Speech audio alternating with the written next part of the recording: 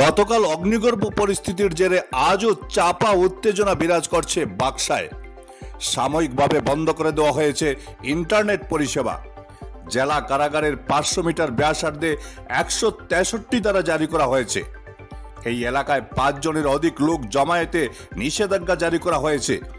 গতকাল বাক্সা জেলা কারাগারের সামনে অগ্নিগর্ভ পরিস্থিতির সৃষ্টি হয়।